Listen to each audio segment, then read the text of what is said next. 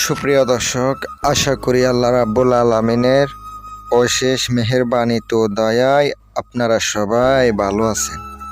আজ আমি আপনাদের সামনে মারাত্মক লেভেলের একটি কুফরি, শত্রুর পাগল করে দেওয়া, শত্রুকে পাগল করে দেওয়ার একটি বিদ্যা নিয়ে হাজির হলাম। কাজ করবেন, সাথে সাথে কাজ হইব, সাথে সাথে কাজ হইব।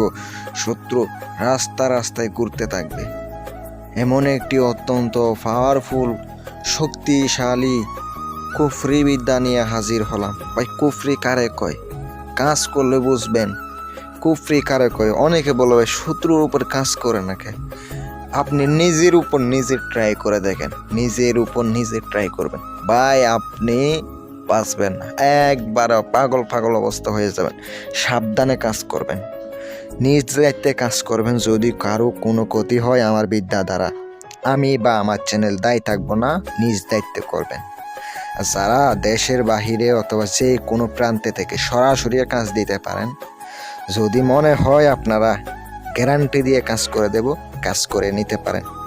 আজকের ভিডিওটা শুরু করা যাক, চলুন।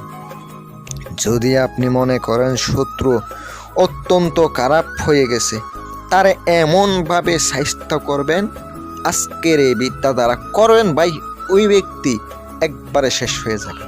কিন্তু আজকের বিদ্যাটা অত্যন্ত কুফরি, কিন্তু আপনাকে কঠিনভাবে কাজ করতে হবে, কঠিনভাবে কাজ করতে হবে। যদি কঠিনও হয়, হাল ছাড়া যাবে না, হাল ছাড়া যাবে না।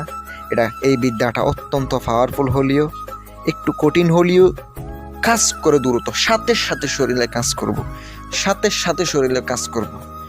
আপনাকে নকশাটি স্ক্রিনে দিয়ে দিছি, আপনি একটু লক্ষ্য করেন। নকশাটা শনিবার অথবা মঙ্গলবার অথবা অমাবস্যা পূর্ণিমায়, নকশাটা শনিবার অথবা মঙ্গলবার লিখে নেবেন রাত 12টার সময়। কাপড়ের উপরে আপনাকে লিখতে হবে মাসিকের রক্ত দ্বারা নকশা লিখতে হবে। একটি মাত্র নকশা লিখবেন, নকশার নিচে শত্রুর নাম, বাবার নাম লিখে দিবেন।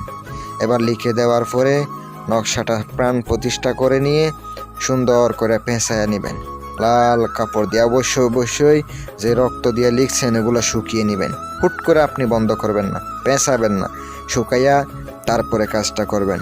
সুন্দর করে রাত 12টার সময় গুরুস্থানে যাবেন, গুরুস্থান জাগ্রত করবেন, শরীর বন্ধ করবেন, উলঙ্গ অবস্থায় পুঁতে দিয়ে পিছনে না তাকিয়ে চলে আসতে হবে।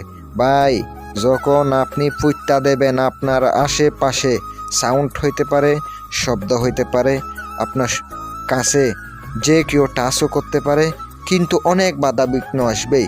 কিন্তু ওগুলা পার হইয়া যদি আসতেই পারেন, শত্রু খালাস হয়ে যাবে, একবারে পাগল পারা হয়ে যাবে। সে এমনভাবে পাগল হবে, তার মাথা আর কাজ করবে না। কিন্তু খারাপ কাজে ব্যবহার করবেন না, আমি অনুমতি দিয়ে দিলাম। যারা আমার মাধ্যমে করাইবেন আপনারা যোগাযোগ করবেন। সকলে ভালো থাকবেন, সুস্থ থাকবেন। আসসালামু আলাইকুম ওয়া রাহমাতুল্লাহ।